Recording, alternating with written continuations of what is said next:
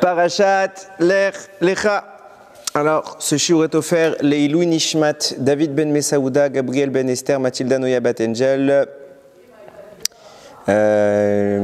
Marcel Tremblay, Mathieu et Jean-Guy Colline, Gisèle Bélan, et pour la Refoua Shelema du Rav Eliaou ben Eliane, Zari bat Fibi, Charlotte Sarah bat Sarah, pour une bonne santé à Hana bat Aziza, et un Zivougagoun Vetor Jenny bat Étoile, Michael ben Chantal, Yehuda ben Levana, et encore et toujours pour les dépouilles de Bezrat Hashem, les dépouilles de nos frères qui ne sont pas encore rentrés à la maison.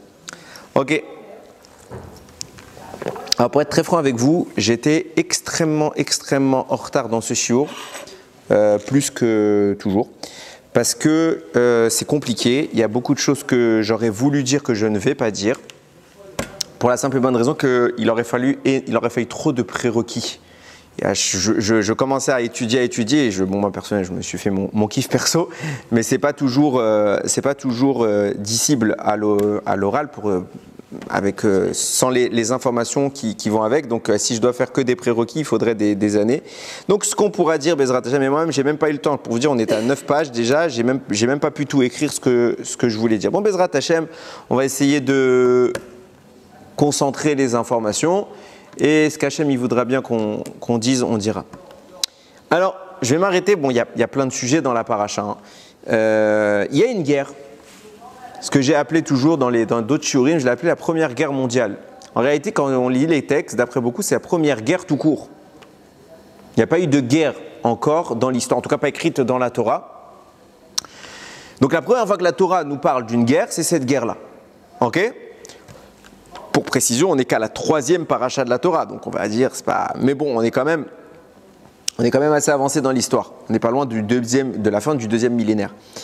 Là-bas, on nous parle de 4 rois qui vont s'en prendre à 5 rois. Vaïbimad Amrafel, Meler Shinrar, Arior Meler Elassar, Kedor Laomer Meler Elam, Vetidral Meler Goïm. Voilà 4 noms: Amrafel, Arior, Kedor Laomer et Tidral.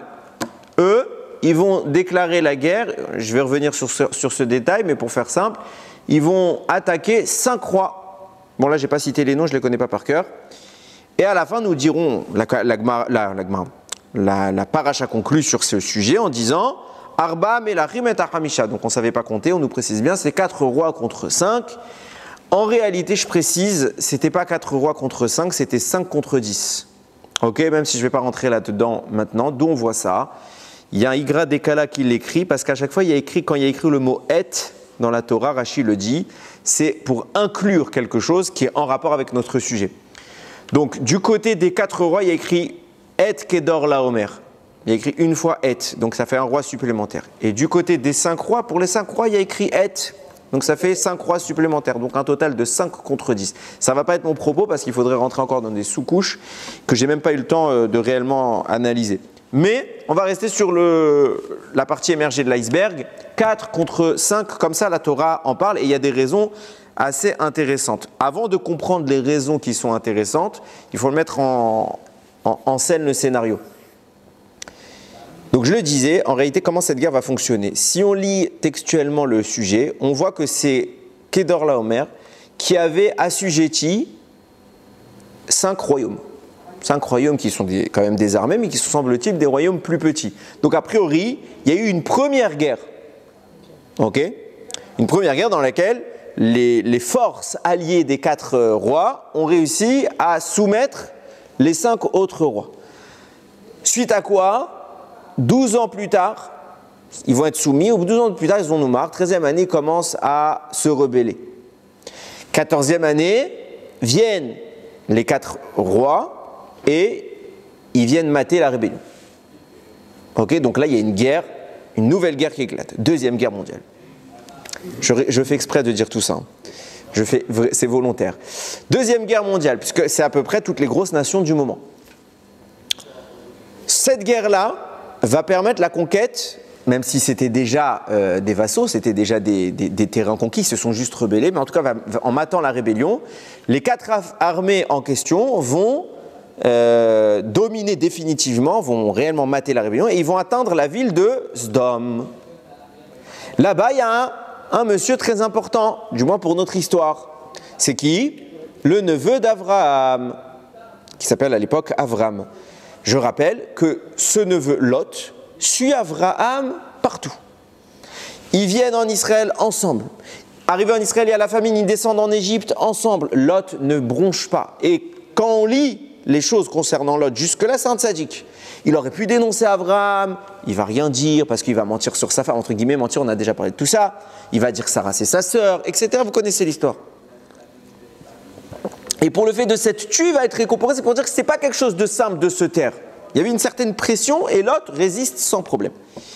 Ok, intervient le moment où, de retour en Israël, après l'épisode avec Mitzraïm, l'Égypte, les bergers d'Avraham et les bergers de Lot vont avoir une petite querelle, rien de très grave. Les bergers de Lot disent « On a le droit de faire paître le troupeau en Israël sans demander la permission de personne. » Tandis que les bergers d'Avraham mettent une muselière, ils interdisent à leur troupeau de paître dans les champs locaux. Pourquoi? Lot se dit « La terre d'Israël est promise à Avraham. Avraham n'a pas d'héritier, donc je suis son héritier, donc cette terre m'appartient. » Avraham dit « Elle ne m'a pas encore été donnée, on ne touche pas. » Dispute entre les bergers, on a le droit, on n'a pas le droit. Avraham dit « Écoute, on va se séparer. » J'ai envie de vous dire, c'est léger comme dispute. Il suffisait qu'Avraham, en tant que, quoi qu'il en soit, il est propriétaire, même on va dans l'après l'hypothèse de Lot. Ok? Alors d'après l'hypothèse de Lot, qu'il est le futur héritier. Donc l'héritier actuel, c'est qui? C'est Avraham. Avraham dit, je ne suis pas encore propriétaire. Mais venez, on va dans l'hypothèse de Lot. Il suffisait de lui dire, d'accord, je suis l'héritier, je ne t'autorise pas de manger. Actuellement, je suis le propriétaire. Quand tu seras propriétaire, tu feras ce que tu veux. C'est comme si à Mavdil, on ne parle pas de mort, mais le papa, il vient dire à son fils, écoute, c'est à moi, tu dilapides pas mon pognon. Quand le papa décédera, il dira à son fils, tu feras ce que tu veux de l'argent que je te laisserai, mais tant qu'il est au papa, il est au papa. Ok? Donc Lot pouvait très bien entendre l'argument de dire à Abraham, c'est du Gézel parce que c'est à moi. Et je ne suis pas d'accord. Si Abraham pensait vraiment que c'est du Gézel, il y avait un argument très simple. On voit qu'Abraham, il ne cherche pas cet argument, il veut dégager Lot, alors que jusqu'à maintenant, il le suit partout. Qu'est-ce qui s'est passé? Petite dispute très légère. C'est pas la fin du monde, cette dispute. Abraham, il veut plus du tout que Lot reste avec lui. Où va Lot? À Sdom. Ça fait partie du terrain d'Israël à la base. Alors écoutez bien. Hein? Non, aujourd'hui c'est désert puisque Sdom a été détruite. Mais c'était une ville extrêmement belle, extrêmement fleurissante, extrêmement riche, extrêmement dépravée. Lot choisira dans son... Abraham lui dit, c'est toi qui choisis où tu veux aller. Moi j'irai à l'opposé. Tu vas à gauche, je vais à droite, tu vas à droite, je vais à gauche. Ce que tu veux, mais c'est toi qui choisis. L'autre, il regarde partout, il choisit Sdom. Ok, déjà on est surpris de voir un monsieur qui est dépeint comme un tzaddik, finalement choisir la ville la plus impure de tout le paysage.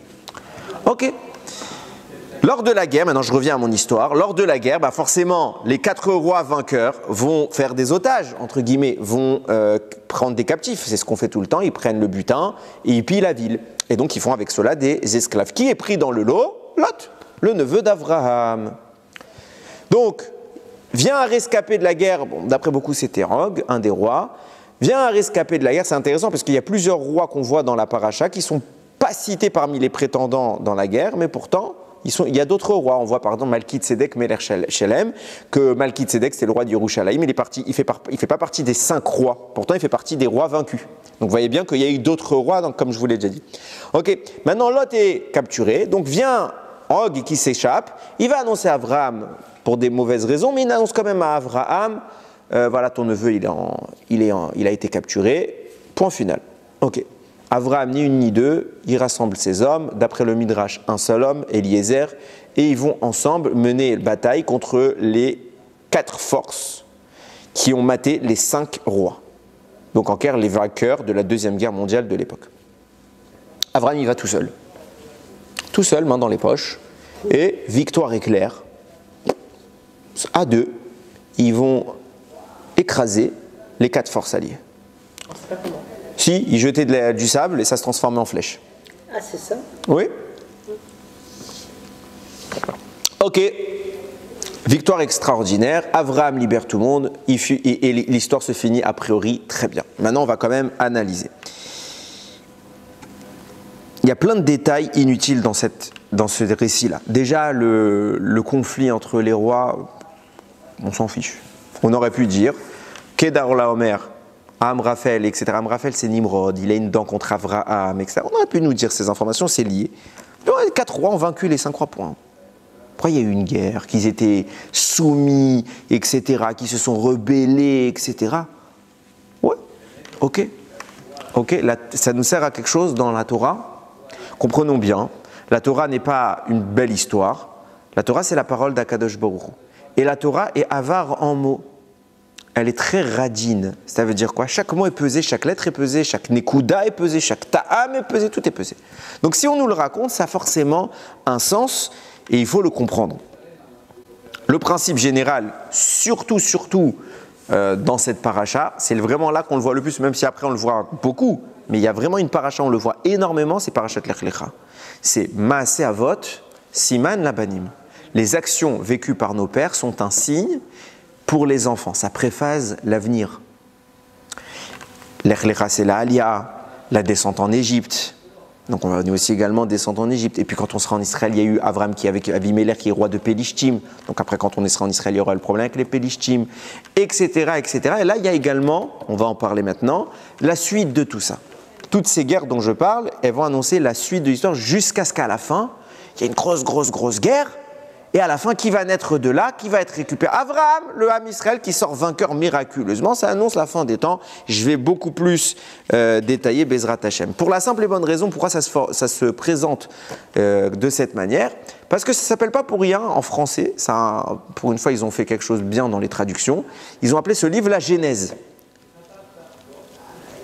On dit la Genèse. Ouais, je dis toujours Genèse, défaut de fabrication.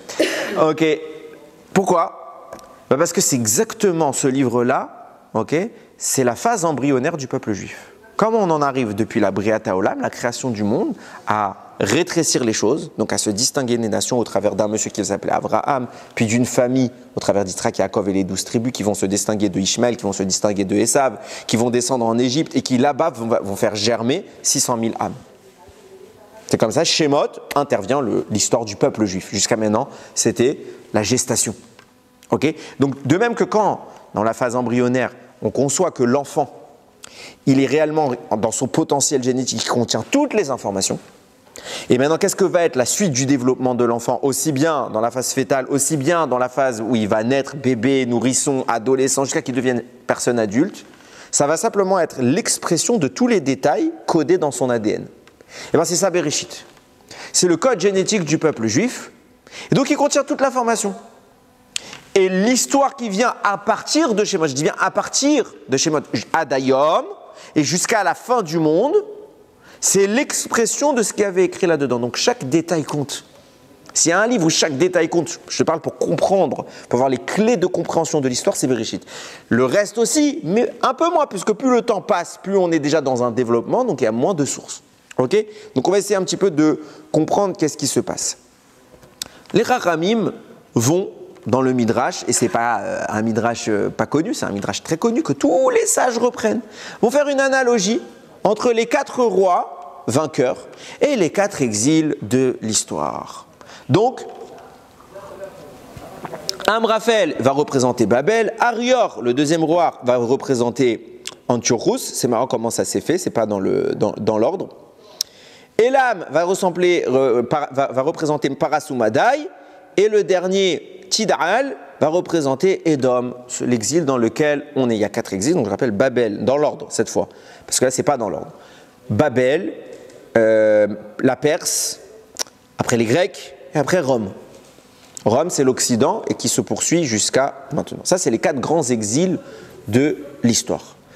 Le Midrash poursuit, donc une fois qu'on a fait cette analogie, le Midrash poursuit, c'est Rabbi Elazar là-bas qui rajoute, sache que lorsque tu verras les nations se dresser les unes contre les autres, c'est le signe que Mashiach met son pied dans l'histoire.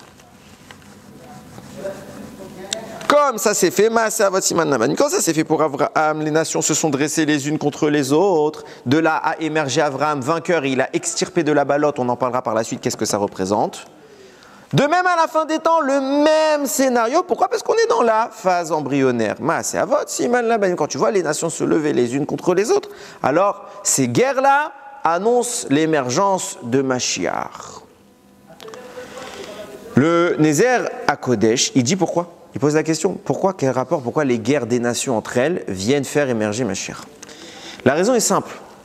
On sait que notre but dans l'exil, c'est toujours de réparer, mais plus précisément d'affranchir les étincelles de Gdusha, les étincelles de l'existence du divin dans ce monde. C'est ce qu'on appelle la Shekhinah, qui est la présence divine en exil. Nous, on a pour charge, depuis la faute d'Adam, mais bien avant en fait, mais toutes les fautes de l'histoire vont nous conférer un rôle, celui de réparer, de faire un tikkun. Et cette réparation consiste à pas à dérober, à restituer ce qui a été volé.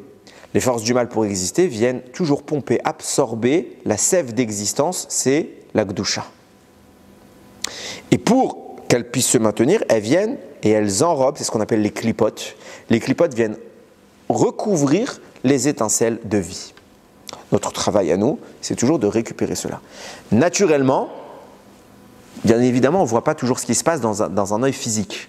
Pourquoi? Parce qu'on est humain. Et quand on voit un ennemi, une nation qui vient se dresser contre l'âme Israël, on ne voit pas la lumière cachée dans tout ça. Mais en réalité, ça traduit, comme on a pu en parler déjà dans les semaines précédentes, ça traduit ce qui se passe là-haut, à savoir que chaque nation, elle a son ange, et les anges, entre eux, ils sont nourris comme ça. Maintenant, on comprend rationnellement, enfin je ne sais pas si c'est très rationnel, c'est plutôt ésotérique, mais on comprend logiquement que les anges veulent garder les sources qui les animent. Donc, quand Israël va en exil pour récupérer, naturellement, ça provoque une répercussion, une réponse en face qui est l'hostilité. Vous voulez prendre des choses desquelles on profite, même si elles sont à vous, on ne veut pas vous les restituer. À Mavdil, même si en vrai c'est pas aussi important, mais ça reste que ça traduit très bien le propos, on sait que pendant la Shoah, il y a énormément d'œuvres qui ont été spoliées par les nazis. Et ces œuvres sont parfois dans les mains des descendants de ces nazis. Ils ne veulent pas les rendre. Ils présentent que c'était à eux, etc. Ils ne vont jamais dire « j'avoue, mon grand-père, c'était une pourriture, et il a volé, tenez, je vous rends ». C'est le même principe, en 1000 fois plus intense, parce que là on parle dans les sphères d'en haut. La Gdusha que les forces du mal ont réussi à voler, elles ne veulent absolument pas les rendre. Donc quand nous on vient dans un pays, et vous remarquerez que le Ham Israël a été confronté à toutes les grandes philosophies de ce monde. À chaque fois qu'il y a eu une idéologie dominante, un pays qui domine, on a été confronté à eux, ils ont essayé de nous éradiquer. C'est pas... Chaque fois qu'ils dominent, pourquoi? Et chaque fois on se trouvait chez eux, comme par hasard. C'est pas ils sont venus de l'autre bout du monde pour aller, je sais pas, imaginons, ils sont venus d'Australie pour arriver en France et tuer les Juifs de France. Non. En France, ça se passait, etc. dans chaque pays. Et chaque pays, à ce moment-là, il avait cette puissance-là. Pourquoi? Parce que notre rôle, c'était d'aller prendre toutes ces forces-là. Et quand ces forces commencent à émerger, et que nous, on atterrit là-bas, il y a une réaction d'hostilité qui se produit. Les malachim en haut viennent lutter contre nous pour nous empêcher. Comment ils viennent nous empêcher? Il y a plusieurs manières. Soit en nous soumettant, soit en nous tuant, soit en nous empêchant la pratique de la Torah. Qu'est-ce qui se passe quand il y a une guerre? Quand il y a une guerre entre les nations, pas avec nous. Quand les nations sont en guerre, alors elles sont occupées ailleurs. Elles sont occupées ailleurs. Les malachim sont déjà dans un bras de fer dans le ciel. Pourquoi? Les tenants et les aboutissants, je ne les ai pas. On ne les a pas, on n'est pas prophète. Mais il se passe des choses bachavelles qui font que l'ange d'un tel, il se dispute avec l'ange d'un tel. Ça traduit une guerre sur terre. Puisqu'il est occupé, il a moins de force pour venir lutter contre nous. Ce qui fait qu'on se trouve à ce moment-là, bien que le monde est dans un état de danger, sur le plan spirituel, on est dans une situation facilitée. C'est-à-dire que puisque le regard est ailleurs, l'attention est attirée ailleurs, et ben nous, nos mitzvot, on peut les faire plus facilement. Et à ce moment-là, on a un peu moins de Yetzer Hara. Pourquoi? Parce que les anges qui viennent nous freinent moins. Et là, on peut faire la razzia. On peut commencer à venir récupérer intensivement les Nitzotzot en question. Et justement, cette récupération-là permet l'émergence de Mashiach. Donc nous dit le Midrash, quand à la fin des, pas à la fin des temps, quand tu vois généralement qu'il y a des guerres entre les nations, sache que c'est ce qui amène Mashiach. Alors forcément, plus le temps passe et plus qu'on en arrivera aux guerres de la fin des temps, plus on aura cette opportunité d'accélérer. En temps normal, évidemment, il faut bien comprendre. Je ne suis pas en train de dire qu'en temps normal, quand les nations ne sont pas en guerre, on n'est pas en train de récupérer ces étincelles. On le fait au terme d'un bras de fer compliqué. On a un gros etc. Par contre, quand il y a ces guerres, on a une petite fenêtre qui s'ouvre, on doit s'engouffrer dedans. Et donc, forcément, ça accélère la venue du Mashiach. Maintenant, j'en arrive à l'analyse, la petite question qui est très très simple, mais qui m'a beaucoup dérangé. On est en train de nous expliquer, il y a 4 rois qui vont mater la rébellion des 5 rois. Donc les agresseurs, c'est a priori les 5 rois. Dans ce conflit-là, il y a eu un premier conflit qui sans doute a fait d'eux des agressés, puisqu'ils ont été dominés par les 4 rois, mais au final, au bout de 14 années, ils se rebellent. Donc là, ils entament, eux, les hostilités. Légitimes, pas légitimes, je m'en fiche. Qui agresse, qui commence la guerre, c'est... Ils sont vaincus. On nous explique, il y a une certaine analogie à faire entre ce que vit Abraham, les guerres d'Abraham et les 4 exils de l'histoire. On nous parle de quoi? Des 4 rois. On comprend le lien avec les 4 rois et 4 exils. C'est quoi les 5 rois? On ne peut pas dire que ces 5 rois, c'est un détail de l'histoire. C'est eux qui enclenchent cette histoire. C'est lui qui allume les braises. Donc tu ne peux pas me dire que pour les besoins du récit, Hachem nous a parlé des 5 rois, parce qu'Hachem, il aurait très bien pu dire, très simple, en un ou deux psukim, les 4 rois sont venus dans cette terre, ils ont vaincu la terre, et ils ont fait le butin, ils ont pris Lot, et Avram, deuxième passouk, Avram vient récupérer Lot. On va nous raconter toute l'histoire, ils ont fait une première, une deuxième guerre, vaincu, pas vaincu. On s'en moque. Si la Torah prend le temps de nous parler des 5 rois vaincus, c'est que ces 5 rois ont un rôle. Et Maaseh Avot Siman Labanim. Les actions en question doivent témoigner de l'avenir. Puisque cette guerre-là, je ne fais que d'en parler sous le terme de guerre mondiale, et qu'elle connote les 4 exils, les 4 grandes souffrances de l'histoire, c'est quelque chose d'énorme. C'est à peu près l'immense majorité de notre histoire. Parce que l'Égypte, à côté, c'est 210 ans, c'est rien. Là, on parle en millénaire. On parle en millénaire. Tu ne peux pas me dire que cette histoire, elle parle que des 4 rois et le reste, on s'en moque. Qu'est-ce que c'est que ces 5 rois? Et Béhémet, j'ai lu, j'ai cherché. Après, je n'ai pas prétention d'avoir tout lu. J'ai beaucoup de mal, comme je vous dis, à faire ce chiour. Il y a le Midrash juste après, il en parle un peu. Il fait des analogies sur les noms des rois. Viennent là-bas Rabbi Meir et Rabbi Yehoshua ben Korcha, et ils disent, on fait des drachotes de l'exégèse sur les noms des rois. Donc le premier c'est Béra, si je me rappelle bien. Béra, c'est pour te dire Ben Ra, le fils du mal. Le deuxième c'est Birsha, Ben Racha. C'est pas dur, hein? Ok. Shin-Av. Ben Shin. Non, quand même pas, il n'y a pas bête, il n'y a pas le bête. Il y a écrit comme ça, il est Shoev Mammon. Il aspire l'argent. Quatrième, Shem Ever. Il y a écrit comment? Il est Poréach ou Mevi Mammon. Ça veut dire il fait fleurir le business. Ok? Le dernier, c'est Béla. L'Ivlois, c'est être englouti, parce que ça fait référence à Sdom, que les habitants là-bas, ils vont être engloutis. Ok.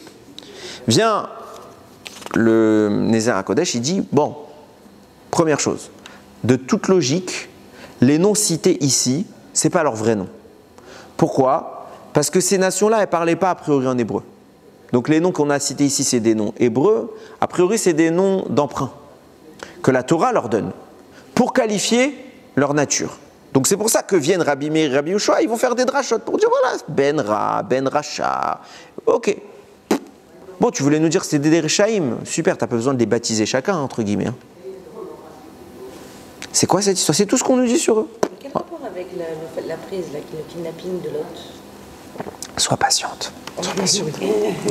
On va expliquer. Donc je pose ma question, qui est très simple.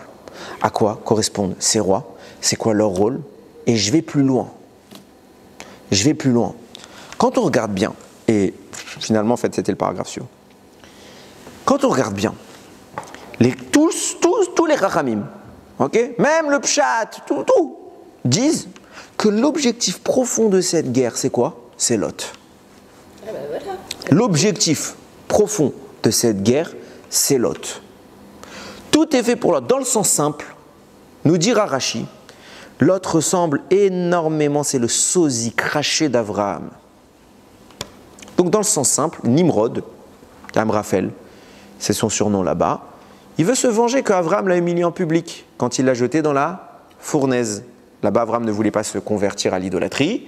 Donc, ils vont avoir un défi. Il va être jeté dans la fournaise. Il va sortir peinard. Le roi du monde de l'époque, qui est Nimrod, il se fait humilier en public. Il comprend, Nimrod, on ne peut rien faire contre Abraham. Hey, protection divine, qu'est-ce que tu veux que je fasse? Alors, il va s'en prendre à son neveu, c'est son sosie. Il y a beaucoup, le Al-Sheikh, il rapporte comme ça. Le Nézer HaKodesh, il rapporte comme ça. Il y a beaucoup qui rapportent comme ça. Il dit son intention, c'était de prendre Lot et de le faire passer aux yeux des gens pour Abraham, pour dire voilà, il a changé d'avis. Vous voyez, lui aussi fait Avodazara. Donc, Lot, c'est le clou du spectacle. Sens un peu plus profond, qui n'est pas très caché, Lot, il détient une Neshama. La Neshama de David, Améler, puisque de Lot va sortir Ruth. Et les forces du mal ne veulent surtout pas que cette Neshama puisse émerger. Donc au contraire, elles veulent l'engloutir. Donc viennent les 4 forces militaires et ils viennent faire la guerre, même si ce n'est pas elles qui vont déclencher le conflit. Elles en profitent, elles veulent absolument récupérer Lot, parce qu'il va venir animer toute la... C'est le mal qui a kidnappé Lot, finalement. Si, c'est le mal. Pourquoi? C'est les 4 rois. Oui, mais Lot est toujours... Et on va expliquer quelle est la nature de Lot. Ça, c'est la deuxième partie du shiur où vraiment on va expliquer. D'abord, je suis obligé de mettre en... Comme j'ai dit, de faire la scénographie. Le mal, c'est les 5 rois. C'est Lot en l'état. On va expliquer pourquoi la Neshama, elle est chez Lot. Et qu'est-ce qui représente Lot? Et on voit qu'il est, en réalité, c'est une sorte, ce que j'explique depuis tard, c'est ce qu'on appelle des clipotes. Il est complètement prisonnier. Et même cette Neshama-là, en réalité, elle est prisonnière de qui? De Sdom. Et simplement que les autres ont voulu la prendre pour eux.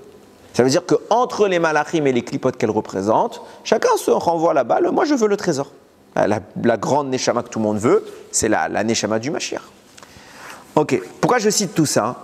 Pour vous dire que où est-ce qu'elle est cette Neshama-là? Le clou de la guerre, c'est quoi? C'est pas dans l'équipe des 4 rois. C'est dans l'équipe des 5 rois. Ceux qu'on ne sait pas de quoi on parle. On ne sait pas ce qu'ils représentent. On nous explique les autres, les forces qui viennent envahir, mais on ne nous explique pas le cœur du spectacle. Sdom, c'est là-bas qu'il y a Lot, c'est là-bas qu'il y a la Neshama de Ruth, c'est là-bas qu'il y a la Neshama de David Améler. Pourquoi aller pas ailleurs si c'est eux les gros méchants? Si c'est eux les gros méchants, à la fin, ma chère, qu'est-ce qu'il vient faire? Il vient mettre à plat tous les exils. Si c'est eux les gros méchants, pourquoi c'est pas nativement chez eux que se trouve la Neshama de Mashiach? Elle est chez les autres. Et ça me fait penser que j'ai encore oublié une partie de mon shiur que j'ai pas écrit. C'est pas grave, je le dirai peut-être à l'oral si j'ai temps. Il y avait trop de choses à dire. Donc vous avez compris ma question. Ok. Point sur ce sujet, je vais maintenant commencer à élargir. Ce que je vais dire maintenant, on peut le dire dans plein d'endroits. À chaque fois que les Chachamim vont faire une analogie avec un sujet de l'histoire et les 4 exils, vous pourrez poser la même question. Je prends celui-là parce que c'est un connu et très commenté. Beaucoup plus tard dans l'histoire, il y a l'histoire du Sefer Daniel, le livre de Daniel. Daniel est un déporté d'Israël qui vit dans le royaume de Nebuchadnezzar, celui qui a détruit le Beth Amikdash. Là-bas, dans le Berek Bet, dans le 2e chapitre du livre, Nebuchadnezzar, il fait un rêve. Il se réveille, il n'est pas bien. Et on va beaucoup comparer cette attitude avec celle de Paro, mais ce n'est pas le sujet. Il est vraiment pas bien. Il va convoquer là-bas, Nebuchadnezzar est un monsieur qui était tyrannique, mais qui avait quand même un certain génie. Donc il a su, à chaque fois qu'il a conquis du terrain, il prenait l'élite intellectuelle, l'élite scientifique, l'élite des sorciers, toutes les élites de chaque sujet. Il dit, vous allez être dans ma cour royale et vous serez mes conseillers de première catégorie. Comme ça, j'ai la chorma de ce monde, allez chez moi. Comme ça, je suis bien conseillé. Ok. Donc il fait son rêve, il vient réunir toutes ses troupes. Il leur dit, voilà, Rabotaï, j'ai fait un rêve qui me préoccupe au plus haut degré. Alerte générale, j'ai besoin que quelqu'un m'explique le sens profond de ce rêve. Bien sûr, mon roi, dites-nous le rêve, et on va vous expliquer. On a toute la science qui nous permet d'analyser les rêves. Il fait, ouais, ok.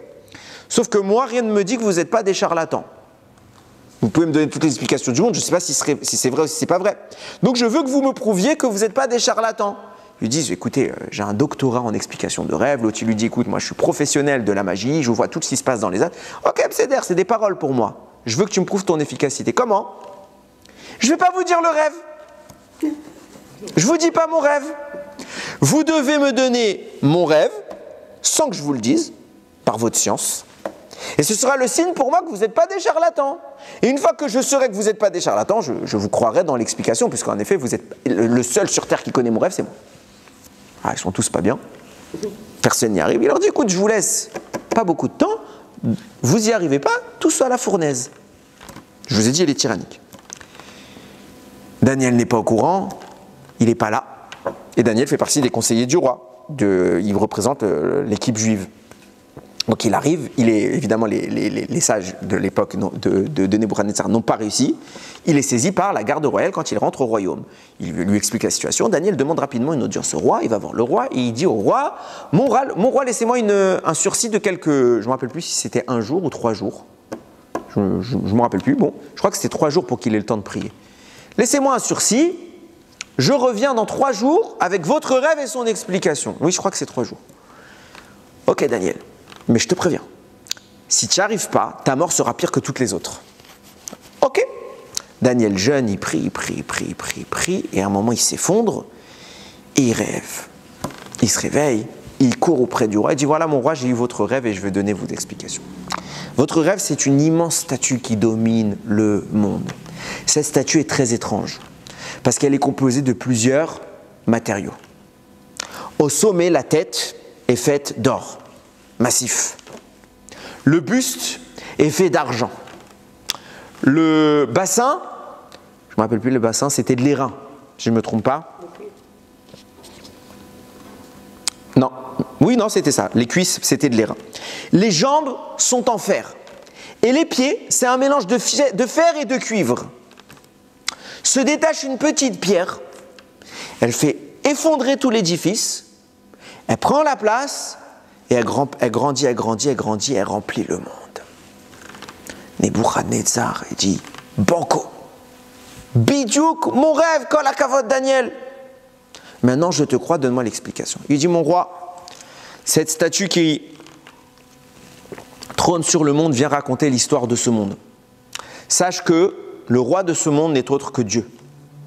Et toi, tu l'as chassé de son trône, entre guillemets. Comment? Tu as détruit son Beth Amikdash. Et puisque maintenant Dieu n'est plus représenté sur terre, parce que les Juifs sont discrets, maintenant ils sont dominés, alors personne ne voit la royauté divine. Et la seule royauté qu'on voit, c'est la tienne. C'est pour ça que le sommet de l'édifice, le roi, le premier roi qui vient s'installer sur le trône, est représenté par l'or, c'est toi mon roi. Mais sache que ton empire ne sera pas éternel.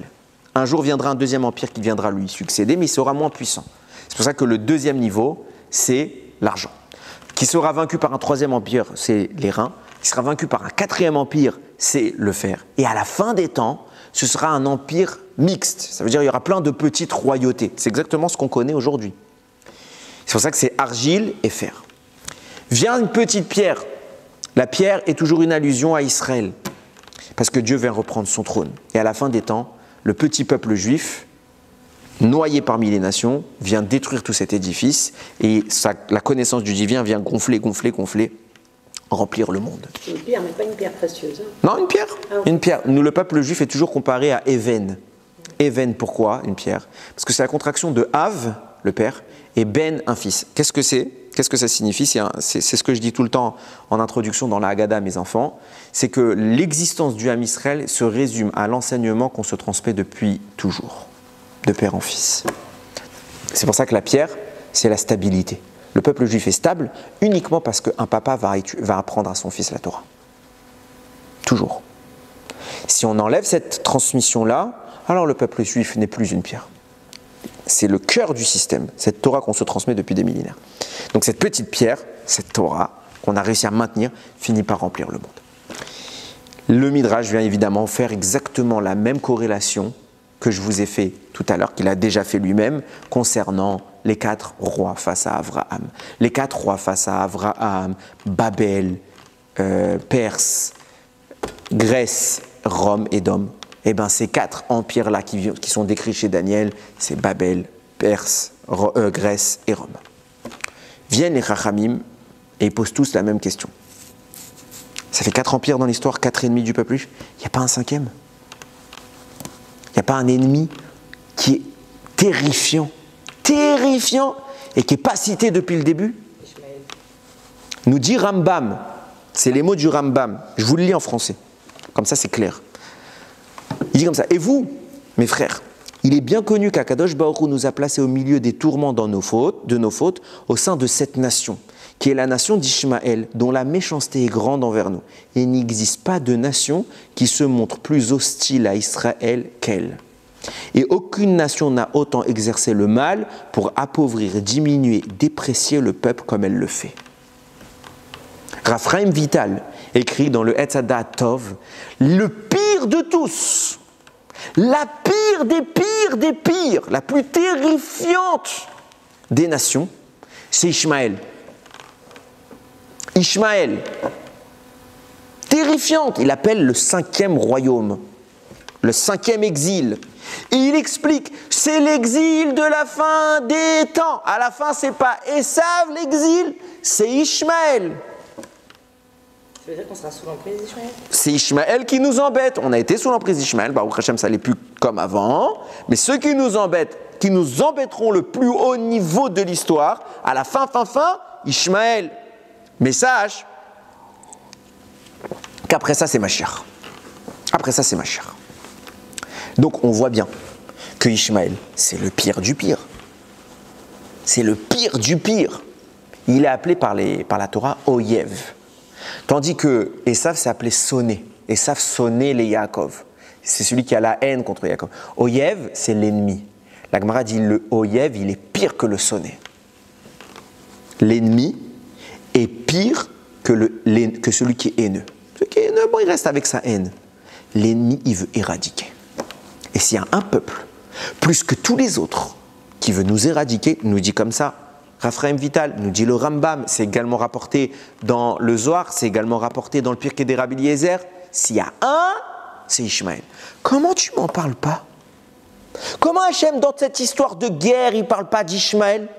Comment dans la prophétie que Daniel il vient donner à Nebuchadnezzar, on ne nous parle pas d'Ishmaël? Il est nulle part, il est transparent, mais c'est le pire. Tu me parles des petits détails, entre guillemets, ce n'est pas des petits détails, c'est quand même assez important. Mais tu parles de parties moindres, alors que tu as le plus gros danger de l'histoire qui est là, et Hachem, il n'en parle pas. Rien. Pas d'allusion. À chaque fois qu'on va nous faire des parallèles, à chaque fois depuis Bereshit, il y a ce parallèle. Dans les premiers psukim, il y a ce parallèle sur les quatre exils. On va nous dire les 4 exils, pas Ishmaël. Oui. Et la Shoah, c'est Esav. Bon. Pourtant, la Shoah, Amalek. Amalek et Esav, ça ensemble. Mais pourquoi, dans ce cas-là, Ishmaël, il a fait OK le 7 octobre, oui. Mais. Alors, première chose. C'est pas Première chose, je réponds à ta question. Est-ce qu'il y a eu pire que la Shoah? Oui. Dans l'histoire, il y a eu pire que la Shoah et il n'y a pas eu qu'une fois pire que la Shoah. Simplement, là encore, c'était Esav. Enfin, du moins, c'était les 4 ans exil dont je parle. Par exemple, la destruction du temple était beaucoup plus grave que la Shoah. On parle de millions de morts en un jour. Pas en 5 ans. En un jour. Là-bas, Yerushalem est décrite comme une rivière de sang. Mais ce n'est pas une métaphore. C'est pas une métaphore. Il y a des ruisseaux de sang. Tellement qu'il y a eu une mise à mort. Donc, la Shoah est terrifiante, mais ce n'est pas le pire événement de l'histoire. Première chose. Deuxième chose. Personne dans ce monde ne sait la gravité de tous les assassinats qu'il y a eu dans l'histoire du peuple juif. Par exemple, on sait historiquement, mais même si on ne pourra pas mesurer, les goulags, on sait qu'en Russie, il y a eu, d'après beaucoup d'estimations, c'était pire encore que ce qu'a fait l'Allemagne. Mais il n'y a pas de chiffres. Okay, c'est des estimations. Donc, sache que dans l'histoire, l'abattage, terreur, le terrorisme contre les juifs, ce n'est pas quelque chose de nouveau. Mais Ishmaël, c'est le pire. Non, c'est pas que les pierres. Ils ont fait des histoires folles, Ishmaël. Il faut savoir qu'il y a eu des mises à mort massives dans toute l'histoire. Maintenant, sache-le, l'ennemi qui va vouloir le plus viscéralement s'en prendre à nous et qui va nous faire le plus de mal, c'est pas mes mots. Oui. Même si on ne peut pas toujours le constater, c'est lui. Donc je pose ma question. Il est où? Ah bah voilà, ok. Il est où? Dans le texte, on ne nous parle que des autres. il est où? Il y a un deuxième point qui va me permettre d'amorcer la réflexion. Quand on va parler, donc on connaît l'histoire, hein, on sait qu'il y a, bon là on est qu'Abraham, il va avoir deux fils, Ishmaël en premier, Yitzhak en deuxième. Ishmaël va être mis de côté, Yitzhak va générer Esav et Yaakov, je dis dans l'ordre des naissances. Esav va être mis de côté. De Esav et de Ishmaël vont naître deux nations, les Ishmaélim et les Bnei Esav. Ok. De façon précise, la Torah, dans les parashiots où on va parler de ça, donc c'est dans parashat Toldot et dans parashat Vayishlach, là-bas ils vont nous faire les descendants de Esav et de Ishmaël. Et quand on va parler des chefs de ces groupes-là, on ne va pas employer le même mot. On va parler de chefs, mais on ne va pas employer le même mot. Quand on va parler des chefs de Ishmaël, donc dans parashat Toldot, c'est écrit Shnem Asar Nesiim, 12 princes. 12 princes, mais c'est des chefs. Le mot traduit généralement chef, 12 leaders. Par contre, quand on va parler de Esav, c'est pas écrit Nesiim pour parler des chefs. C'est écrit Alouf, Aloufehem, c'est écrit comme ça. Vele Aloufehem, Hu Edom. Et voici, c'est Alouf en hébreu moderne, c'est champion. Mais là, on va parler des chefs, les chefs de famille. Et pourtant, on va avoir la même structure. On va citer les enfants, on va dire voilà, lui c'est le chef de la famille, un tel, et pareil. Pourquoi l'un il est qualifié par Nassi et l'autre par Alouf? Quelle est la différence entre les deux? Et c'est maintenant qu'on commence un petit peu à comprendre. Pour comprendre bien les choses en profondeur, il y a le Maharal de Prague qui vient détailler un peu. Il dit qu'il y a une différence fondamentale entre les empires, je vais parler, les puissances qu'incarne Esav et les puissances qu'incarne Ishmaël. La royauté ne s'appliquera jamais à Ishmaël. La notion de royauté ne peut pas s'appliquer à Ishmaël. La notion de royauté ne peut s'appliquer qu'à ceux qui ont volé la royauté. Parce que, je vais expliquer maintenant. Dans les descendants d'Esav, c'est une des rares fois d'ailleurs, qui me vient à l'esprit, mais il y a une ellipse temporelle. La Torah, pour la première fois, va parler du futur. C'est-à-dire, elle ne va pas nous parler de ce qui se passe maintenant, elle va nous parler de ce qui va se passer dans très longtemps. Justement, quand on nous parle des enfants d'Esav, là-bas on dit Ve'ele amelachim asher malchu be'eretz Edom. Voici les rois qui ont régné dans la terre d'Édom. Lifne melor melech livne Israël. Avant que ne règne un roi en Israël. Quand est-ce que va régner un roi en Israël? À l'époque de Shaoul. Bien qu'en fait, en réalité, on ne parle pas ici de Shaoul, on parle même de Mashiach. Mais bon, passons, venons, on fait le plus proche. Shaoul, c'est des millénaires plus tard.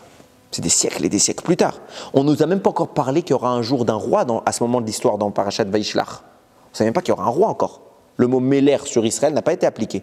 C'est beaucoup plus tard dans la Torah que Moshe va énoncer les lois afférentes au roi. Donc on ne sait même pas qu'on va avoir un roi. Et nous dit la Torah, les rois d'Esav, avant que ne règne un jour un roi pour le peuple juif. Donc déjà on nous annonce, il va y avoir le Ham Israël sur la terre et il va avoir son roi. Donc on a fait une ellipse temporelle de plusieurs siècles. Ok, pourquoi on nous précise ça? Parce que la Torah c'est pas le Maharal qui dit, c'est moi qui explique comme ça. La Torah est en train ici de nous révéler la capacité, d'où vient la capacité à régner? D'où vient le titre de roi? Le titre de roi ne peut venir que d'Israël. Pourquoi? Parce que le titre de roi ne revient qu'à un seul, c'est Akadosh Baruch Hu. Il n'y a qu'un roi, c'est Hachem. Et puisque Hachem est le roi, son représentant dispose de l'aura royale pour le représenter. Donc chez le peuple juif peut exister un Méler, à condition que ce Méler ne soit pas roi pour lui, mais roi pour lui, pour Akadosh Baruch Hu. S'il représente la royauté d'Hachem, il est roi. Ça, c'est la définition véritablement authentique de ce qu'est un roi. Puisque viendront les enfants d'Esav et ils vont chasser, comme on a parlé dans le rêve de Daniel, ils vont chasser le roi de son trône, alors ils vont lui dérober le trône. Et va s'appliquer à eux, et puisque comme on est vraiment dans la notion des clipotes, les forces du mal vont absorber cette royauté, et donc, par transmission, puisqu'ils vont se la greffer en eux, alors va exprimer chez eux une aura de royauté. C'est pour ça qu'on nous parle des rois d'Esav. Il y a des rois chez Esav, nous dit le Maharal de Prague. Par contre, Ishmaël n'a rien à voir. La royauté d'Esav découle de la royauté d'Israël. Puisque c'est Esav qui a volé la royauté à Israël, alors ils peuvent absorber comme ça. Ishmaël est une royauté, entre guillemets, est une entité indépendante d'Israël. Indépendante, je pèse mes mots, c'est une entité indépendante d'Israël. Et puisqu'elle est indépendante d'Israël, elle ne peut pas être portée par le titre de roi. de façon très simple. Le mérite qui nourrit Ishmaël, c'est la première source de ce mérite, c'est la phrase que va dire Avraham, et sur laquelle on reviendra tout à l'heure. Quand Avraham va recevoir la bracha d'Akadosh Baruch Hu lui annonçant la naissance d'Yitzhak, il va dire Lou yirye Ishmael lefanecha. Pourvu, non c'est Lou Ishmael yirye lefanecha, je me disais qu'il manquait, c'était pas dans le bon ordre. Si seulement Ishmaël pouvait vivre devant toi. Comme ça, il va dire au moment de l'annonce d'Yitzhak. J'aime mieux dire, ok, j'écoute ta parole. J'écoute ta parole. À ce moment-là, va naître une source, puisqu'Akadosh Baruch Hu va dire, j'accepte de faire vivre ce Ishmaël, va naître une source, une entité qui ne dépend plus du fait d'un vol, de l'absorption des sources d'Israël. C'est une entité indépendante. Avraham lui a donné une bracha pour qu'il existe en tant que tel. D'ailleurs, Esav, lui, sa bracha, elle est toujours dépendante de celle de Yaakov. C'est ce qu'il va lui dire Yitzhak quand il va le bénir. Il va lui dire quand ton frère il baissera son cou, alors toi aussi tu pourras relever le tien. Toujours est dépendant de Yaakov. Mais Ishmaël, dépendant de rien. Bracha qu'Akadosh Baruch Hu a accepté de donner à Avraham pour son fils. Hein? Ils existeront toujours. Ah, attends, j'ai pas dit ça. J'ai pas du tout dit ça. Ils ont une source de mérite qu'on va expliquer maintenant. On va essayer d'expliquer. Du coup, puisque leur source elle émane directement d'Avraham, indépendamment de nous, donc c'est les fils du roi. Les fils du roi, c'est des princes. Mais puisque la royauté ne peut venir que de Israël, ils ne pourront jamais être rois. C'est pour ça qu'on les appelle Nassi. Qu'est-ce que c'est qu'un prince? Un roi, il a 5 enfants. Qui sera le futur roi? L'aîné. Les autres resteront princes toute leur vie. Puisque leur source d'existence, c'est le mérite d'Avraham, qui est le premier roi, alors ils sont appelés princes et ils seront toujours princes. Pas plus. Ils ne pourront pas monter plus haut. Par contre, Esav et les 4 royautés dont je parle, elles ne sont pas appelées Nassi, ils sont appelés Alouf. Nous dit le paradis Yitzhak, qu'est-ce que c'est un Alouf? Pourquoi c'est pas écrit Meler? Un Alouf, c'est un roi sans couronne. Ça veut dire quoi? C'est vrai qu'ils règnent, mais ce n'est pas les vrais rois. Ils ont simplement fait un putsch. Et le véritable roi est enfoui à l'intérieur, donc ils ne pourront jamais lui enlever sa couronne, parce que le roi, il est le roi. Tu ne peux pas prendre quelqu'un d'autre et usurper la place. Tu es un usurpateur. Puisque ce ne sont que des usurpateurs qui ont volé une place, ils sont appelés Alouf, des rois sans couronne. Ils ne sont pas couronnés. Maintenant que je vous ai introduit tout ça, on se pose la question. D'où ils ont sorti cette différence, les Chachamim? D'où ça vient ce Maharal de Prague qui te dit c'est pas des rois parce que la royauté ne peut venir que chez Esav et pas chez Ishmaël? D'où ça vient tout ça? Écoutez bien, là on va rentrer dans le vif du sujet et on va parler des propos du Harizal. Je ne comprends pas cette notion d'indépendance. Et ils descendent bien d'Abraham, c'est quand même lui la source. Ouais. Alors quoi? Je ne comprends pas. Ils ne sont pas rois, Hachem ne leur a pas donné la royauté. Je ne comprends pas qui est roi? Qu'il ait eu la bracha ou l'indépendance de la part de Kadosh Baruch Hu, alors que. Ben bien sûr, grâce à Avraham. Quand Hachem a dit ok, je le ferai vivre devant moi. Mais comment on peut parler d'indépendance puisqu'il dépend je parle pas, de son mais tout dépend d'Akadosh Baruch Hu, soyons clairs. Je ne suis pas en train du tout. Je suis pas du tout en train de dire. Et évidemment que eux aussi dépendent du peuple juif, parce que quand le peuple juif va émerger, toutes les royautés s'effacent. Ok. Ce qu'on est en train de dire, c'est que puisque son existence, sa force qui le nourrit, ne vient pas de la royauté d'Israël, ok, alors il a cette indépendance vis-à-vis de cela. C'est tout. Je ne suis pas en train de dire que c'est une entité qui n'a pas besoin d'une substance pour exister. D'où une plus grande haine. Jalousie. Une jalousie particulière. Maintenant, je rentre dans les propos du Harizal. Ok. Oh, c'est bon, ils ont réparé la montre. Je suis dans les.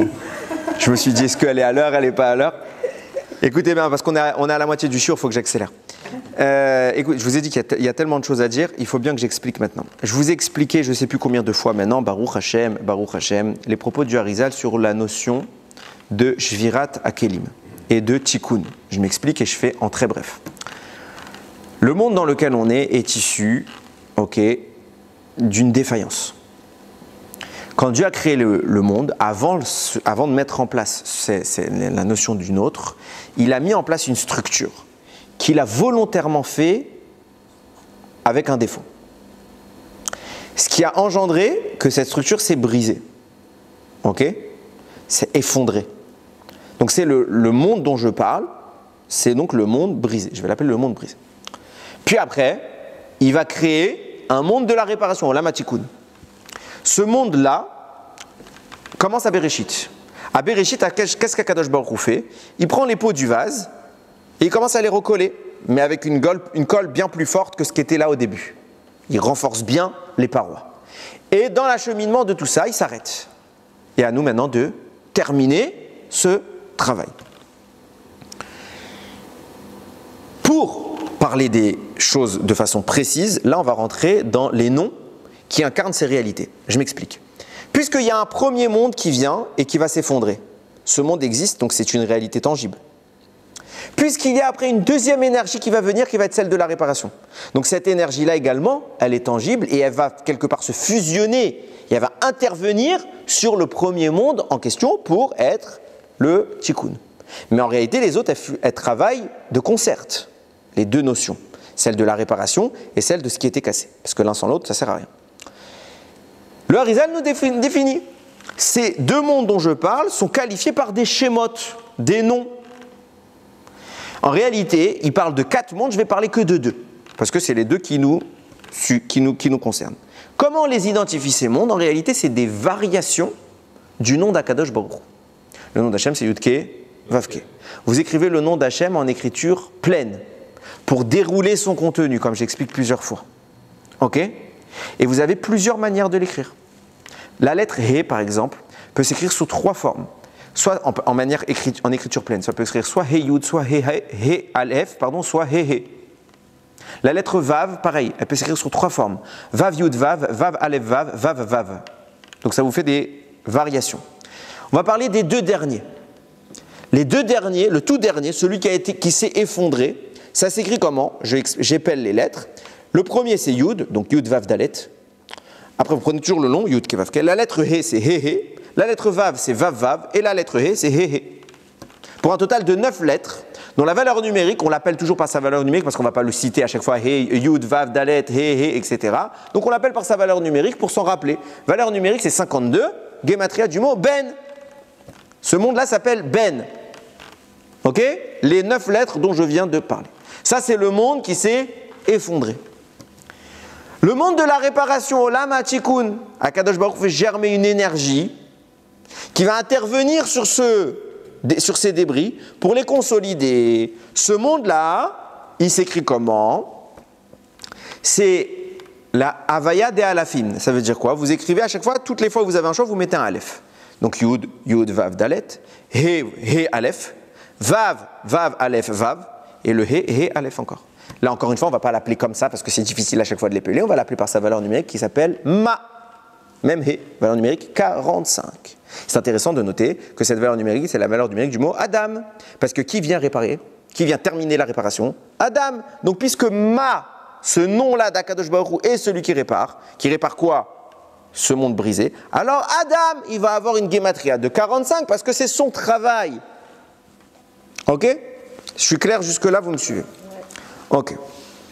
Mais pourquoi le tikkun il a moins de. Enfin, il est moins en numérique que Ben? Je peux pas te répondre maintenant. Ah, la valeur numérique, c'est autre chose. C'est pas très grave. Ouais. C'est pas très grave. Ce que je croyais que tu avais posé, c'est le nombre de lettres. Mais c'est compliqué. Même à ta question, il y a une réponse, mais je peux pas. Pour une autre fois. Il faut même que je la révise parce que je l'ai plus en tête, mais je l'ai lu. Ok. Maintenant que vous avez compris cela. Notre travail à nous, donc, Adam, Ma, c'est d'intervenir sur Ben. D'ailleurs, vous remarquerez, c'est intéressant, que quand Ma intervient sur Ben, donc quand la notion de réparation intervient, donc vous cumulez Ma et Ben, ça fait Gematria du mot Zman, le temps. C'est pour ça que Bereshit. Bereshit, c'est le début du temps. Au commencement. Quand il y a un commencement, ça veut dire qu'il y a une activation du temps, de la temporalité. Donc quand vous combinez les deux notions, la temporalité commence à émerger dans le monde. Ok, ça c'était la petite parenthèse pour la culture générale de chacun. Ok, maintenant ce qui se passe, c'est que vient nous dire le Harizal. Dans ce que je viens de vous décrire, on prend le monde qui s'appelle Ben, que nous on doit réparer, qui s'est effondré. Il est composé de 9 lettres. Il y a les lettres principales, Yud, Ke, Vav, Ke, et il y a les lettres cachées, qui sont les 5 autres lettres. Donc vous avez une confrontation de 4 lettres en rapport avec 5 lettres. Vous suivez jusqu'à vous commencez à dessiner dans votre esprit cette notion. Maintenant, il faut que je détaille beaucoup plus pour que ça ait du sens, parce que ce n'est pas dès qu'on a trouvé 4 et 5 que ça veut dire quelque chose. Le Harizal explique. Puisque Ben, 9 lettres, c'est le monde qui a failli, qui s'est effondré. S'il y a défaut, il y a source du mal. Parce que s'il n'y a pas de mal, il n'y a pas de défaut. Le mal, c'est le défaut. Pour réparer ce monde-là, il faut donc enlever son défaut. Donc notre travail, c'est l'extraction du mal. Vient Ma'a, Adam, et il vient travailler, enlever tout ce qui fait l'instabilité de ce monde qui s'appelle Ben. Ce qui veut dire qu'il y a la notion de, une fois que, quand je fais un tri, okay, j'ai des groupes comme ça, j'ai des seaux, et je veux trier à l'intérieur tout ce qui est bien. J'ai un seau, et je mets d'un côté tout ce qui est bon, et d'un côté ce qui est mauvais. Et au final, toute la lignée de seaux que j'aurai va se diviser en 2 lignées. Celle qui est réparée positivement, et celle qui sont tous les débris, les déchets que je ne veux pas garder dans ma structure. Donc le monde dont je parle va se distinguer en côté positif, côté négatif. Plus on va avancer, plus Akadosh Baruch Hu, j'ai dit dans Bereshit, il va s'occuper lui-même d'une réparation. Donc il va avoir des notions qui vont être plus réparées que d'autres, et donc les autres qui ne sont pas bien réparées, elles sont beaucoup plus faibles, beaucoup plus dépendantes. Les 4 lettres qu'on appelle le shoresh, Yud, Ke, Vav, Ke, viennent incarner les notions les plus abouties.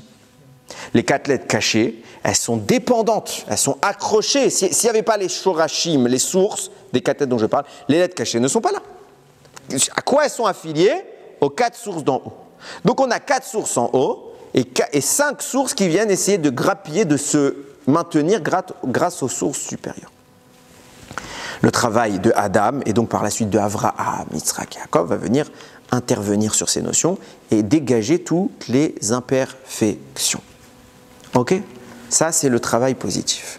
En face de ça, il va y avoir toutes les imperfections qui vont éclore. Donc l'existence de ces 9 lettres en positif existe maintenant en négatif par le travail dont je parle.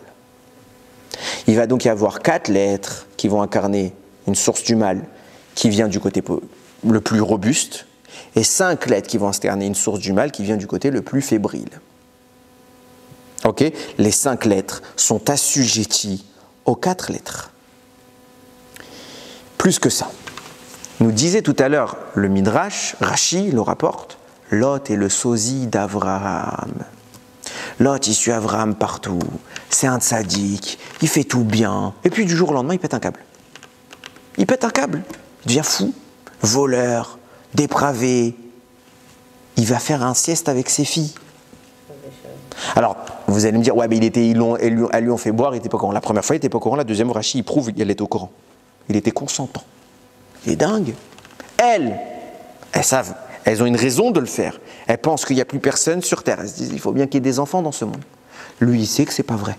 Il ne leur dit pas, il y va. Comment tu passes du neveu d'Avraham qui se tait en Égypte, qui couvre son nom, qui va l'aider, etc., à pourriture pareille? Qu'est-ce qui s'est passé? Et c'est quoi cette histoire de ressemblance au point qu'on dit c'est les mêmes traits? Au point que Nimrod, il veut prendre Lot pour faire croire que c'est Avraham. Les gens, ils ne vont pas voir que c'est pas Lot, que c'est Lot et pas Avraham. Non, ils ne vont pas voir. Pourquoi? Nous dit le Harizal, Lot, c'est les forces du mal agrippées dans le dos d'Avraham qui viennent en permanence exister grâce à son énergie. Toujours les clipotes viennent essayer d'absorber de la lumière. Et jusqu'à maintenant, tout va bien. Pourquoi? Parce qu'Avraham est en dehors d'Eretz Israël. Et quoi qu'il fasse, aussi tzaddik qu'il soit, ses actions nourrissent les forces du mal. Même si elles nourrissent les forces du bien. Mais le mal a une part dans ça. Et tout va bien. Du coup, Lot, il a une force. Donc il est très content. Il ne fait pas de dispute avec Avraham. Il est nourri par Avraham. Donc il fait tout comme Avraham pour venir manger. Il fait vraiment tout ce qu'Avraham lui demande pour pouvoir rester à côté de lui. Et grâce à ça, tout le travail d'Avraham de séparation des 2 lignées des 9 lettres, il profite au côté positif comme au côté négatif, parce que Lot, il absorbe la Gdusha, et donc Lot, il vient nourrir les 4 lettres principales, qui elles ensuite viennent nourrir les 5 lettres cachées. Donc pas de guerre, shalom. Le mal a sa bouffe, il est heureux. C'est surtout qu'en fait, ils cherchent à devenir bien, en fait. Non, ils ne cherchent pas à devenir bien. Un vrai vampire. Ils veulent exister, ce qu'on appelle des morts vivants. Oui, mais ça veut dire qu'il veut exister en faisant le bien. Non, il ne veut pas exister en faisant le bien. Il faisait le mal, mais il n'est pas encore. C'est du mal qui est caché. Je veux dire, c'est un hypocrite. Devant Abraham, il fait bonne figure. Mais en réalité, c'est un rachat. Preuve en est, la Shekhinah ne parle pas à Abraham tant qu'il y a Lot. Et c'est une des raisons pour lesquelles Abraham va le dégager. Maintenant, qu'est-ce qui se passe? Changement de paradigme. Lech lecha. Pourquoi Hachem lui dit va vivre en Israël? Parce que tant que tu es en Chutz Laaretz, avis à tous les exilés, quand tu es en Chutz Laaretz, même si tu es un tzaddik, tu nourris. C'est normal. Les chefs là-bas, c'est les anges locaux, et ils prennent leur part. Avant de monter dans le ciel, ta mitzvah, elle passe par eux. Ta tfila, elle passe par eux. Toujours, ils prennent leur part. Donc tu les nourris. Abraham, Akadosh Baruch Hu, il voit qu'Abraham est devenu assez grand, maintenant en puissance. Il faut qu'il évolue encore plus. Il ne peut plus évoluer en Chutz Laaretz. Donc va en Eretz Israël pour avoir une ma'ala supérieure. Et là-bas, la Gdusha, elle est tellement grande. Je ne vais pas rentrer dans les détails d'éthique qu'on appelle Zivug Panim Bepanim, pour ceux qui comprennent à Mevin Yavin. Okay. À ce moment-là, Abraham est imprégné de ce qu'on appelle Mochin de Gadlut. Ça veut dire, on va appeler une source supplémentaire, on va dire, ok, qui vont repousser une mochine des katnout, qui est la source de bassesse, de la petitesse. Abraham va devenir grand. Et là, c'est tellement grand, c'est tellement puissant, que Lot, il ne peut plus prendre sa subsistance. Il est chassé naturellement par l'aura énorme qui imbibe Abraham. Et là, il paraît de Nam et Alay. Abraham lui dit, tu vas devoir te séparé de moi, mais alay, il dit le Harizal, de sur moi. Pourquoi? Comme une charge que j'avais sur le dos. Tu venais pomper toute mon énergie, tu étais alay, maintenant dégage, tu peux plus. Subitement, qu'est-ce qui se passe? Jusqu'à maintenant, l'autre, quand on va en Égypte, ça dit, avant de venir ici à Abraham, tout va bien. Il veut voler. Il vole dans la terre d'Israël. Pourquoi il cherche encore à manger dans la terre d'Israël? Ça, c'est moi qui dis pas le Harizal, mais je pense. Ça reste cohérent. Parce que comme il a plus sa subsistance, il dit je vais essayer de la voler. La terre d'Israël va appartenir à Abraham, donc moi je vais profiter du fruit qui appartient à Abraham. Genre un peu de quelque chose. Abraham lui dit Gezel, va-t'en. Va-t'en. C'était pas l'histoire. Il aurait pu lui dire Abraham, Gezel, il aurait pu vous expliquer comme j'ai dit tout à l'heure. Non, tu n'auras rien. Quand tu lui dis je t'autorise, tu n'auras rien. Tu n'auras plus rien.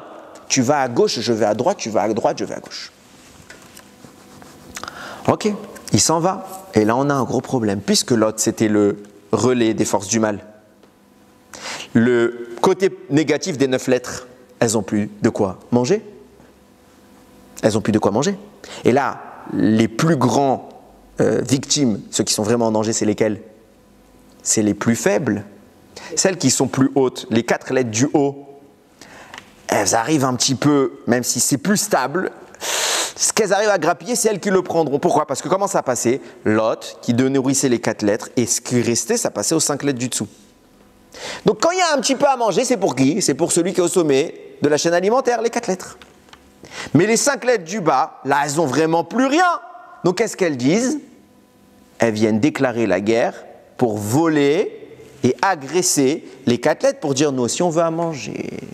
Nous dit le Harizal, c'est traduit comment sur terre toute cette guerre-là? Ça s'est traduit par l'alia d'Avraham. Jusqu'à maintenant, il y avait la paix dans le monde. Avraham fait son alia à la guerre dans le monde. Pourquoi? Parce qu'Avraham commence à dire je vais faire du protectionnisme. Je garde ma Gdusha pour moi et je la donne plus aux autres.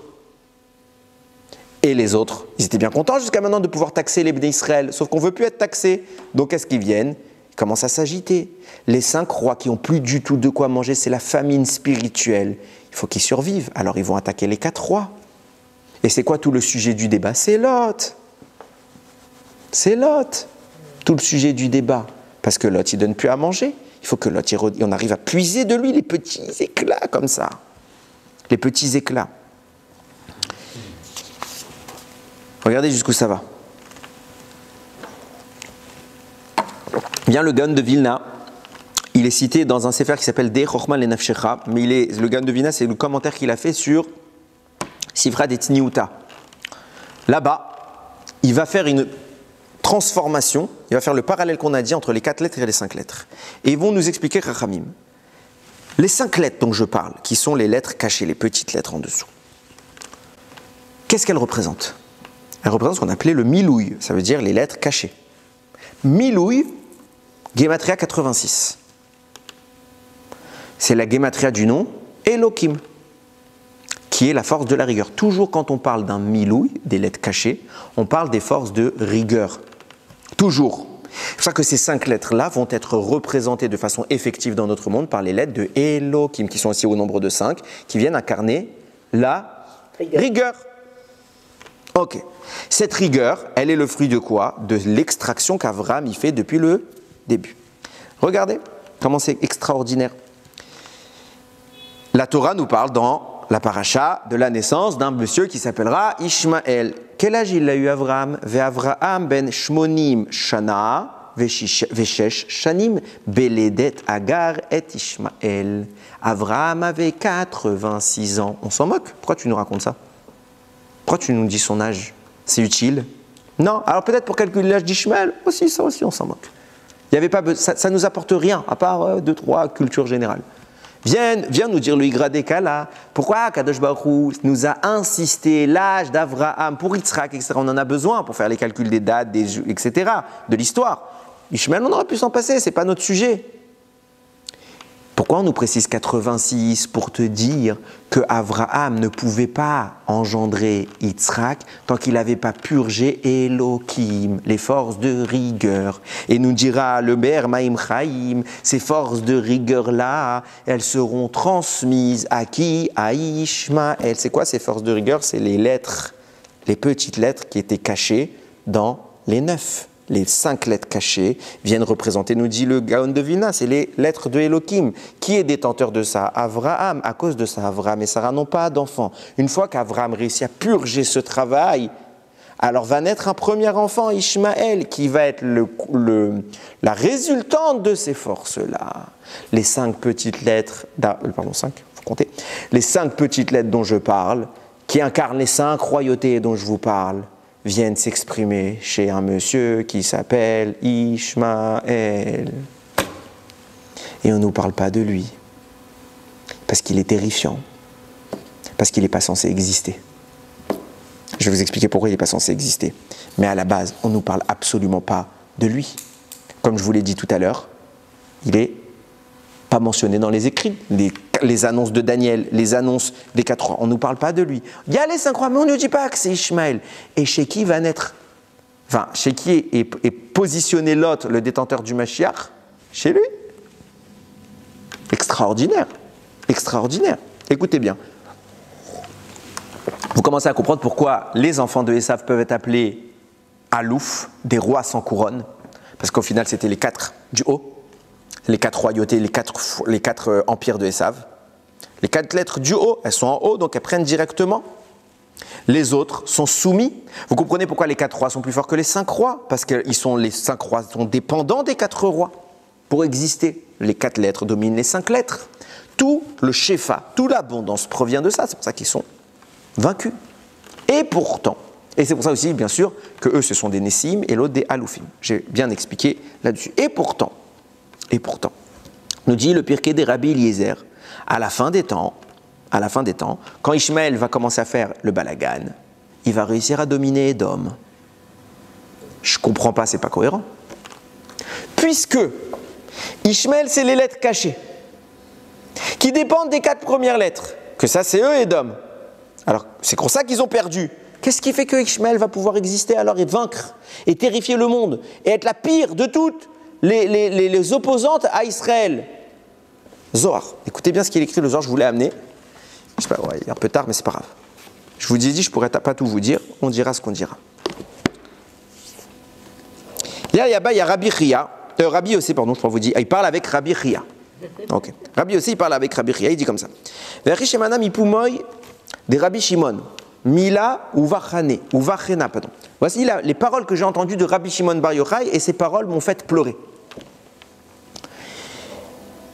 Comme je vous le dis depuis tout à l'heure, normalement, Ishmaël est quelque part, il est inexistant, il n'est pas mentionné, mais il est terrifiant, donc il a une force énorme parce qu'elle vient d'Avraham. Voici les paroles qui m'ont fait que Rabbi Shimon Bar Yochai a pleuré. Vaï al aou zimna, malheur à ce moment, des begin de Sarah it akevat, puisque Sarah a été empêchée d'enfanter pendant toutes ces années, Ktiv va tomer Sarah el Avram vechoulé. Bona el Shifrati. À cause de ça, comme elle n'avait pas d'enfant, qu'est-ce qu'elle a dit? Va avec ma servante. Avec Agar. Ve'alda akaima shata le Agar le merat le Sarah. Gevirta, et c'est ce qui a permis à Agar de dominer Sarah. Va avaler Béram et Avram et de lui donner un fils qu'on appellera Ishmael. Ve'Avram Amar, et Avram il a dit à ce moment-là qu'il a eu ce fils. Lou Ishmael yirye lefanecha, pourvu que Ishmael puisse vivre devant toi. Ve'afalgav de kuchaberichu hava mevaserle al Yitzhak, et bien qu'Akadosh Baruch Hu était venu lui parler d'Yitzhak, it devak Avraham be Ishmael. Avraham s'est lié à Ishmael. Ad de kuchaberichu ativle ou l'Ishmael shematicha. Jusqu'à qu'Hachem lui réponde, Avraham il a insisté, jusqu'à qu'Hachem lui dise, je t'ai entendu. Les vatar idgezar ve'al bekaima kadisha adla yipuk yitzrak le alma. Et plus que ça, Ishmael a été circoncis, il a fait la Brit Mila avant que naisse Yitzhak Avinu. Donc il a une source terrifiante. Il va se grandir, nous dit le commentaire ici Matok Midevash. Il va grandir, Vetachazé arba me'ashenin kaime ha'u memana divne Ishmael. Et pendant 400 ans dans le ciel, on ne sait pas quand, l'ange d'Ishmaël va plaider auprès d'Hachem. Uva kame kucha berichu amarle, et il va venir devant Hachem lui dire, Mandi idgezar itlechu laka bishmach. Est-ce que celui qui fait la Brit Mila, il a une place dans ton nom? Vous voyez comment c'est formulé, dans ton nom? J'ai une place dans ton nom. Amarle in, oui, bien sûr. Brit Mila, Ptusha. Amarle vea Ishmael d'idgezar, ama ilet lechu laka bar kemo Yitzhak. Et Ishmael qui a fait la Brit Mila, pourquoi il n'a pas comme Yitzhak une part dans ton nom?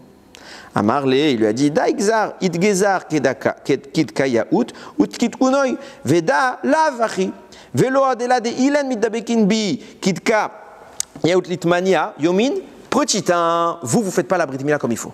Il y a deux phases dans la Mila, il y a la Mila et la Priya. Nous on fait les deux, eux ils font que Mila. Donc vous faites pas comme il faut. Et deuxième chose, eux ils font à la bonne date, à 8 jours. Veilen rechikin mini ad kamayamim, alors que vous, ça prend des années avant que vous fassiez la Mila, donc vous restez loin de moi pendant longtemps. Amarle, il lui a dit, Vim kolda kevan dit gezarle yehele at agar tav begine. Il lui dit, mais d'accord, c'est d'air, on fait pas comme il faut bien, mais on fait un peu. Donc on a besoin on a droit à un mérite. Vai al haouzimna, Rabbi Chia il entame et il dit, malheur à ce moment. Dit Yeli d'Ishmael be'alma. Du moment où il est né Ishmael dans le monde. Vid Gezar, Ma'avad Kuchaberichu. Et donc, qu'il a fait cette Brit Mila. Ma'avad Kuchaberichu. Qu'est-ce qu'il a fait à Kadosh Baruchu? Arikleu livne Ishmael midvekuta dilarela. Il l'a éloigné de la liaison avec le ciel. Veyahav lechu lakale tata be'ar akadisha begin ha'u geziru dibehon.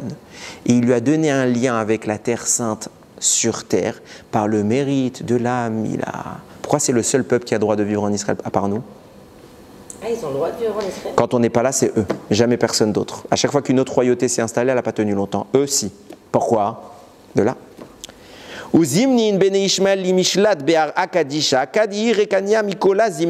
Et à chaque fois que cette terre sera vide, Ishmaël y régnera.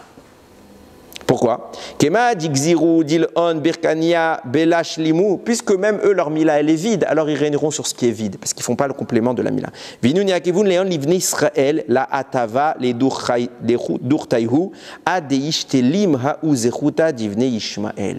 Écoutez bien les mots d'un texte qui date de 2000 ans.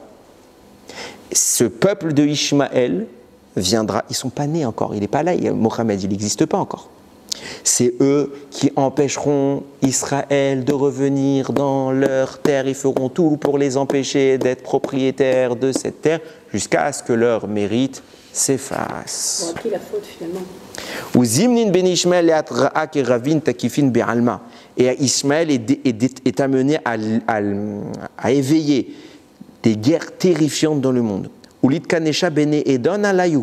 Et à cause de ça, les gens de Édom, de Esav, vont se liguer, se réunir contre Ishmaël. C'est pas notre histoire tout ça. Et chacun va faire la guerre. Chad al Yama, Vechad al Yabeshta, Vechad Samour l'Yerushalayim. Une dans la mer, une sur le sol et une proche de Yerushalayim. Une dans la mer, une sur le sol et une proche de Yerushalayim. Voilà.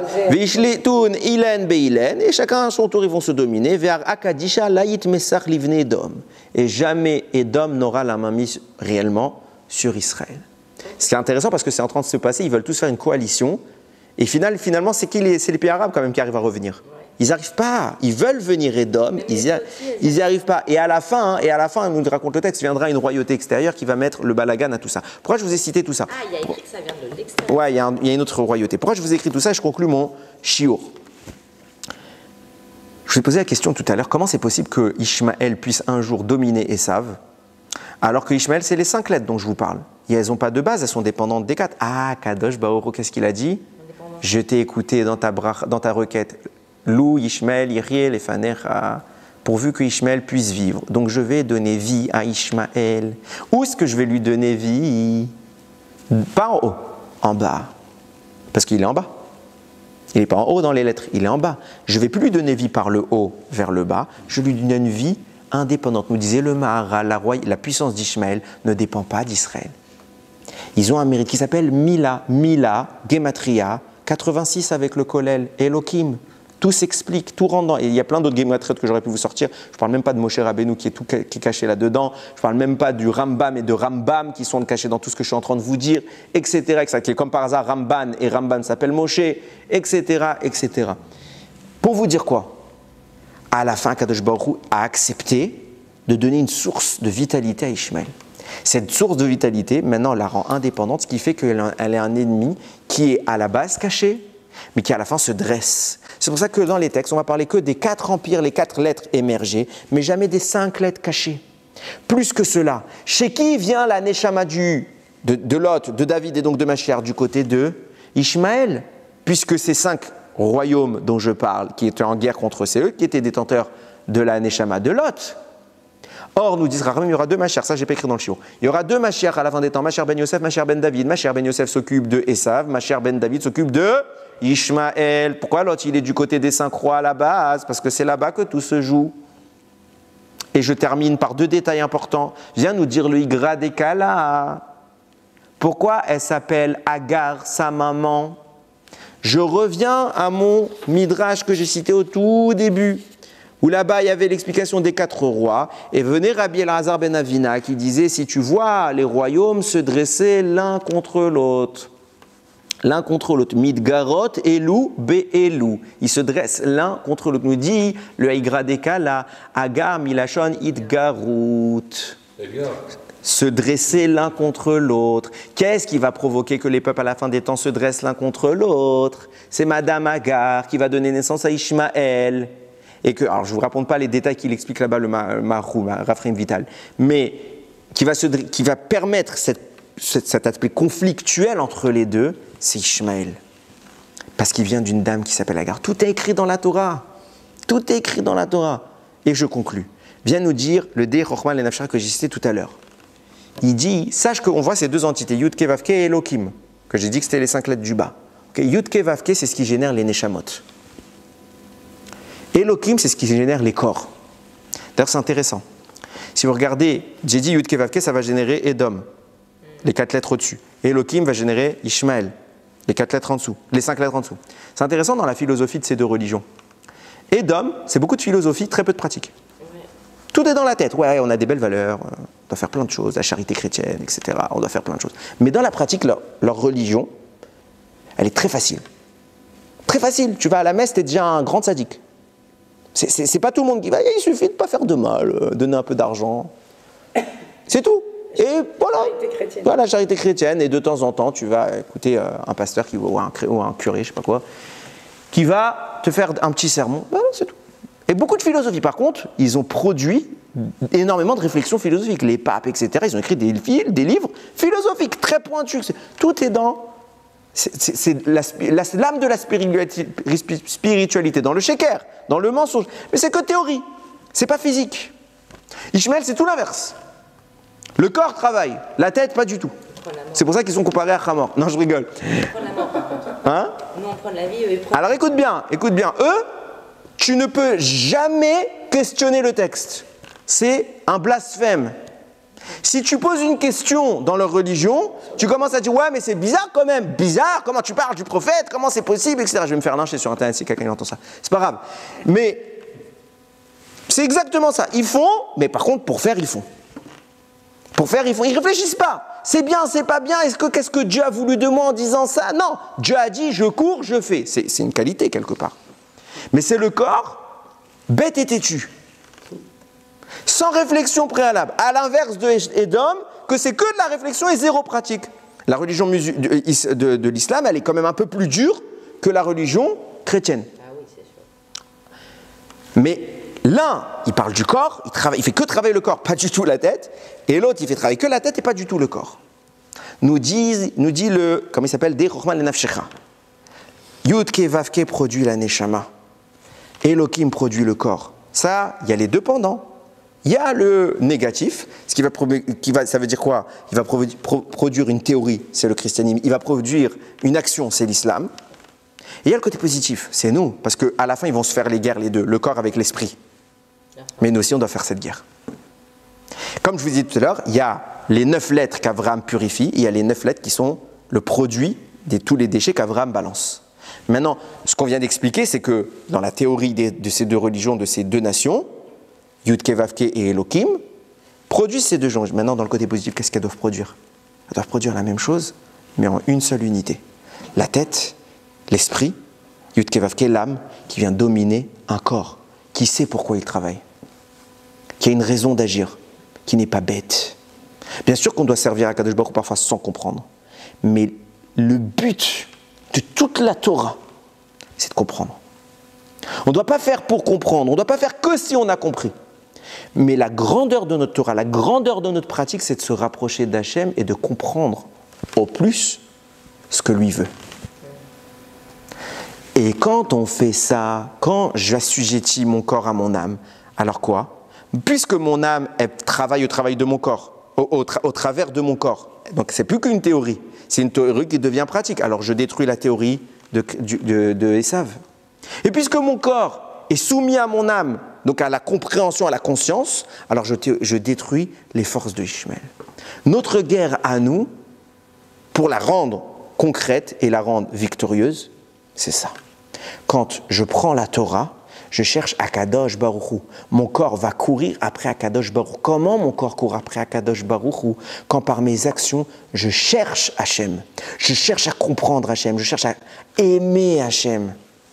Quand mon âme, Neshama, va dominer Yud-Ke Vav-Ke, dominer Elohim, à la fin, qu'est-ce qui se passe? Vient Avraham, après la Première Guerre mondiale, après la Deuxième Guerre mondiale, vient Avraham et il libère Lot, qui est le Mashiach. Ishmaël va provoquer des guerres, c'est le 5e exil le plus dangereux de tous. Ils vont se faire la guerre entre eux. Génial, les malachim sont occupés ailleurs. Faites travailler votre tête pour qu'elle ordonne à votre corps d'aller chercher toutes les étincelles. C'est le moment le plus facile, le plus propice, c'est ça. À condition qu'on cherche à Kadosh Baruch Hu. Comment? Torah, Torah, Torah, Torah. Rien que Torah. Rien que Torah. Toute notre vie, c'est axé sur la Torah. J'arrive plus personnellement à analyser n'importe quel événement sans penser à la Torah. Alors parfois c'est en bien, parfois c'est en mal, mais non, j'arrête rien du tout. Simplement le fait que tu lises toute la journée, tu lis, chaque détail te rend un gendarme qui analyse tout. Le vent souffle, t'imagines, il y a un malheur qui vient de pousser, qui vient pousser le vent parce qu'il a reçu un shefat d'Akadosh Baruch Hu, c'est merveilleux. Merveilleux.